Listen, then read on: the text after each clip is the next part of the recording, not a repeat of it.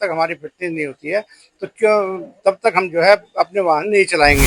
अच्छा, एआरटीओ से आप लोगों ने मुलाकात करी है, क्या कुछ निष्कर्ष बातचीत में नजर आया? वही निष्कर्ष है, पहले भी हम लोग आए थे, उन्होंने ये कहा था कि हम ऊपर लिख रहे हैं अधिकारियों को। अच्छा, फिलहाल ये जो फिटनेस का काम बंद है, ये काफी लंबे समय से आप सभी ट्रांसपोर्टर्स के लिए बड़ी परेशानी का सबब है।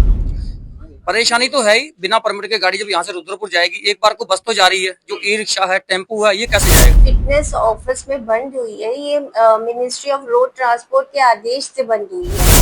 लेकिन अभी तक तो इसका कोई निष्कर्ष नजर आया नहीं भाई साहब, और आप लोग कह रहे हैं कि गाड़ियां आप नहीं चलाएंगे। कमर्शियल गाड़ियों की यहाँ पे फिटनेस नहीं कर रहे, लेकिन प्राइवेट गाड़ियों की ऑफिस में फिटनेस हो रही है, ये भी अंदर की एक बात है।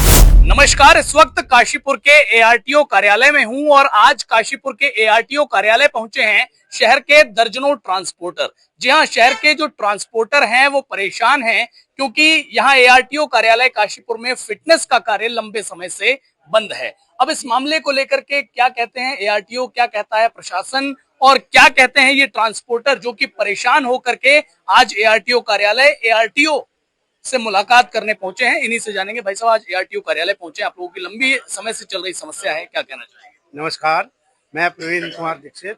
आज हम सभी ट्रांसपोर्टर भाई मिलकर के काशीपुर कार्यालय पर आए हैं क्योंकि इन्होंने काशीपुर कार्यालय से हम लोगों की फिटनेस, वाहनों की फिटनेस जो है बंद कर दी है, जबकि कोर्ट ने हमें स्टे दे रखा है और इन्होंने कोर्ट की अवमानना करते हुए हम लोगों की फिटनेस बंद कर दी है। और ये कहते हैं कि एटीएस सेंटर रुद्रपुर में जाइए, वहाँ आपकी फिटनेस होगी। जबकि ये बताइए कि स्कूल बस जो है कि बिना परमिट के जाएगी, उसका परमिट कौन देगा और क्यों देगा? क्योंकि जब उसकी फिटनेस वहाँ होने जाएगी, रास्ते में बिना परमिट के जाएगी, रास्ते में कोई दुर्घटना हो जाती है तो उसकी जिम्मेदारी किसकी है? इसी बीच पीछे एक स्कूल बस वहाँ गई थी रुद्रपुर, उसकी रास्ते में दुर्घटना हुई थी, उसकी जिम्मेदारी किसी ने नहीं ली, उसको मालिक के ऊपर उसको दंड पड़ रहा है। अब इस सब को देखते हुए हम लोगों ने ये विचार बनाया है कि जब तक हमारी फिटनेस नहीं होती है तो क्यों, तब तक हम जो है अपने वाहन नहीं चलाएंगे। दूसरी बात ये, इन्होंने कोर्ट जब स्टे है तो कोर्ट की अवमानना कर रहे हैं। अगर ये तो ठीक है, 15 तारीख हमारी पड़ी है, अगर नहीं होती है तो फिर हम जो है इनको अवमानना का नोटिस देते हैं। जी। अच्छा, एआरटीओ से आप लोगों ने मुलाकात करी है, क्या कुछ निष्कर्ष बातचीत में नजर आया? कुछ वही निष्कर्ष है, पहले भी हम लोग आए थे, उन्होंने ये कहा था कि हम ऊपर लिख रहे हैं अधिकारियों को। आज भी उन्होंने ये आश्वासन दिया कि मैं इसको जो है आज तुरंत जो है अधिकारियों को करती हूँ, क्योंकि इसका आदेश ऊपर से ही है। एक्चुअल में देखिए, ये जो इन्होंने ज्ञापन दिया है ट्रांसपोर्ट यूनियन से, इसमें ये है कि जो ये फिटनेस ऑफिस में बंद हुई है, ये मिनिस्ट्री ऑफ रोड ट्रांसपोर्ट के आदेश से बंद हुई है। तो इसके संबंध में हमने पहले भी अपने ट्रांसपोर्ट कमिश्नर ऑफिस को लेटर लिखा था। आज आपने जो ज्ञापन दिया है उसके क्रम में हम पुनः फिर से लेटर यहाँ से request letter transport commissioner sir को भेजेंगे। कुछ उन्होंने यूपी में उनके चालान हो जाते हैं ऐसे रूल्स पे जहाँ पे कुछ अग्रीमेंट है दोनों स्टेट्स के बीच में, इसके संबंध में बताया, तो उसके समाधान के लिए हमने उन्हें कुछ सुझाव दिए हैं।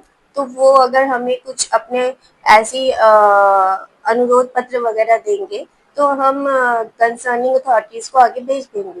अच्छा भाई साहब, अधिक पैसे लेके, अत्यधिक पैसे लेकर के कुछ फिटनेस कार्य करने वाला मामला भी आप लोगों ने अंदर उठाया था? वो यहाँ का नहीं, वो बाहर का है। तो बाहर का मामला, एक कुछ अनावश्यक चालान वाला मसला भी था। एटीएस फिटनेस वाला मामला है, वहाँ मनमानी है, क्योंकि छोटे ट्रांसपोर्टर से ज्यादा पैसे लेते हैं और बड़े ट्रांसपोर्टर से कम, वो अलग अलग रेट रखे हुए उन्होंने।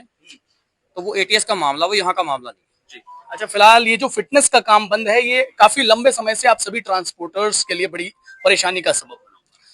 परेशानी तो है ही। बिना परमिट के गाड़ी जब यहाँ से रुद्रपुर जाएगी, एक बार को बस तो जा रही है, जो ई रिक्शा है, टेम्पू है, ये कैसे जाएगा? जबकि इसको हाईवे पे चलने का ऑर्डर ही नहीं है, तो ये कहाँ पे जाएंगे? छोटे छोटे ट्रांसपोर्टर हैं, छोटे छोटे ये लोग हैं, गरीब हैं। रूट परमिट बस है, जैसे स्कूल की बसें हैं, लोकल बसें हैं यहाँ की, इनके परमिट नहीं है। कोई हादसा होता है तो कौन जिम्मेदार है? पैसे एक हो चुका है किलाखेड़ा में, किसी ने उसकी जिम्मेदारी नहीं दी। तो इसलिए हम यही चाह रहे हैं, जब तक एटीएस सेंटर हमारे काशीपुर में नहीं लगता, तब तक फिटनेस हमारी काशीपुर में मैनुअल की जाए। लेकिन अभी तक तो इसका कोई निष्कर्ष नजर आया नहीं भाई साहब, और आप लोग कह रहे हैं कि गाड़ियां आप नहीं चलाएंगे। कमर्शियल गाड़ियों की यहाँ पे फिटनेस नहीं कर रहे, लेकिन प्राइवेट गाड़ियों की ऑफिस में फिटनेस हो रही है, ये भी अंदर की एक बात है। और फिटनेस ना होने की वजह, हमारा एक मित्र है, उसकी कम से कम 2 महीने से गाड़ी खड़ी है फिटनेस के चक्कर में।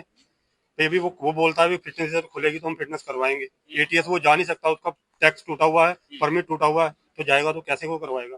बिना फिटनेस से उसका परमिट नहीं बनेगा, ये भी एक दिक्कत है। जी भाई साहब, क्या कहना चाहेंगे? ये आज आप लोग यहाँ पर पहुंचे हैं और एआरटीओ से आपने मुलाकात भी की है, उन्होंने अपनी तरफ से आश्वासन भी दिया है। बस एक कोरा आश्वासन है कुछ नहीं इसमें। क्योंकि सबसे बड़ी दिक्कत जो है ना, वो जो रूट वाली बसें हैं ना, उनको बहुत बड़ी दिक्कत है। माना परमिट तो उनका काशीपुर से जसपुर का है, और सेंटर जो खुला है वो किच्छा लालपुर पे जाके खुला है। अब उसके लिए पहले मालिक को फिटनेस कराने से पहले उसे हल्द्वानी जाना पड़ेगा, एक टेम्परेरी परमिट बनवाना पड़ेगा, उसके बाद वो बेचारा फिटनेस कराएगा। और फिटनेस निकल गई तो परमिट नहीं बनता। तो वो जो अगर रास्ते में कोई कांड होता है तो उसका जिम्मेदार कौन है? इस चक्कर में हम आके मिले। जी, तो जल्द से जल्द इस चीज का समाधान हो जाए ताकि जो है ट्रांसपोर्टर्स को थोड़ा सा राहत मिले। समाधान देखो अब क्या होता है, 15 तारीख लगी हुई है, उसमें पता चलेगा। जी, तो साथियों, आपने इन तमाम ट्रांसपोर्टर्स को भी सुना और एआरटीओ काशीपुर पूजा नयाल को भी सुना। फिलहाल इस पूरे मसले को लेकर के ये जो ट्रांसपोर्टर्स की परेशानी है और ये जो एआरटीओ कार्यालय काशीपुर में बीते लंबे समय से फिटनेस का काम बंद चल रहा है, इस पर आप क्या कहेंगे? कमेंट में लिखकर बताएं, वीडियो को शेयर करें। धन्यवाद।